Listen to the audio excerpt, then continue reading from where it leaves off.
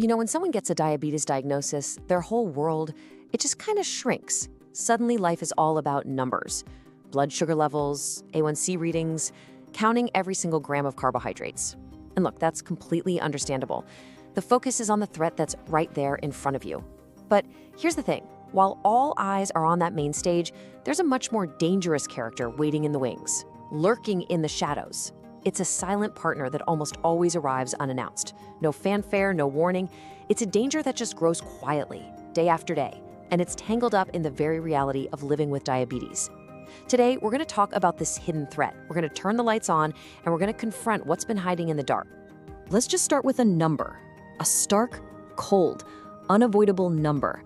A person with diabetes is 2 to 4 times more likely to develop cardiovascular disease than someone without. I want you to really let that sink in for a second. 2 to 4 times. We're not talking about a small increase. We're talking 200 to 400% more likely. This one statistic, it changes everything. It reframes the entire conversation. Diabetes stops being just a condition you manage, and it becomes a battle you have to actively fight on a second and, honestly, a more treacherous front. This isn't just a complication, it's a co-conspirator. And its plans? They're devastating. And as chilling as that number is, believe me, it's only the beginning. It's just the tip of the iceberg. What that statistic doesn't really show you is the insidious nature of this relationship between high blood sugar and your heart. It doesn't tell you how one condition actively fuels the other, creating this destructive feedback loop right inside your own body. So what's really lying beneath the surface of that number? What's the full, unvarnished truth we have to understand if we're going to survive this? Well, the reality is far more severe. All right, to fight an enemy, you first have to know its name. You have to understand its methods, its tactics, all the different forms it can take. In our story, this antagonist, this silent partner, is cardiovascular disease.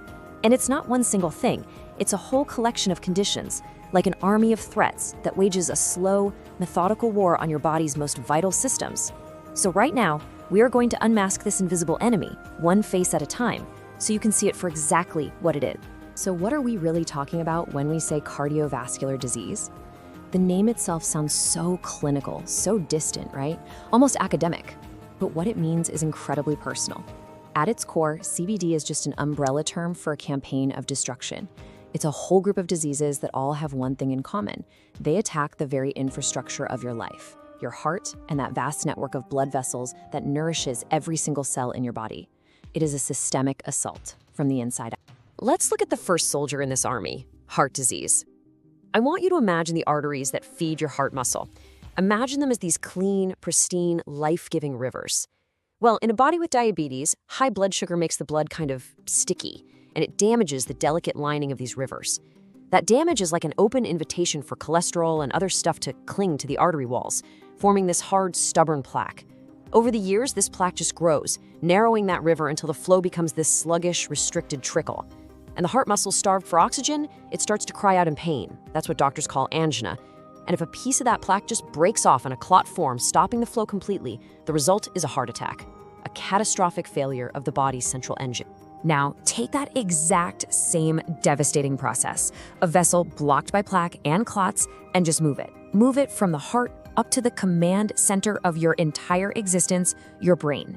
That is a stroke. It is, for all intents and purposes, a brain attack. When blood flow to a part of the brain is suddenly cut off, those brain cells are deprived of oxygen and they begin to die within minutes. The consequences? Well, they can be permanent, life-altering, stealing your ability to speak, to remember the faces of people you love, to walk, to live on your own. It's a thief that robs you of who you are, using the very same weapons that it uses to target the heart. But the enemy's attack isn't just limited to your body's core. Oh no, it also goes after the supply lines, the furthest outposts of your physical self. Peripheral vascular disease. That's what happens when those same blockages form in the arteries leading to your limbs, your arms, your hands, and most often, your legs and your feet. The reduced blood flow can cause just excruciating pain when you walk, wounds and sores that just refuse to heal, and this constant chilling coldness in your limbs. In the worst cases, the tissue actually begins to die, and that leads to infection, gangrene, and yes, even amputation. It's a slow, creeping siege on the very foundations that you stand on. And finally, there's the long-term consequence of this relentless, multi-front assault, heart failure. Now, this is a deeply misleading term. It doesn't mean your heart has suddenly stopped working. It means the heart muscle itself, after years of strain from pumping against narrowed arteries, after being damaged by high blood pressure, weakened by the toxic environment of high blood sugar, it's just grown tired. It's become weak, inefficient. It can no longer pump blood with the force needed to supply the whole body, and so the body gets waterlogged with fluid, breathing becomes a constant struggle, every single beat of the heart is an exhausting effort. The engine is failing.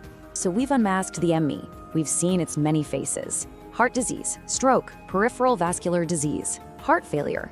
These aren't separate random events. They are all coordinated tactics in a single overarching war. But what does this really mean in the long run? What's the prognosis when this silent partner finally decides to make its presence known? The picture, I have to warn you, it's grim. And we have to face it, without flinching, to really understand the true stakes of this battle. I need you to read the words on the screen very carefully. And I'm going to say them again slowly so the full weight of this can really be felt. Most people with type 2 diabetes will eventually develop cardiovascular disease. This isn't a risk, it's not a possibility. According to the data, for the majority of people, it is a near certainty. It's the long-term path, a destination that's basically programmed into the diagnosis unless a new path is forged. For most, this isn't a what if, it's the destination. And this is the ultimate, inescapable truth of this silent partnership.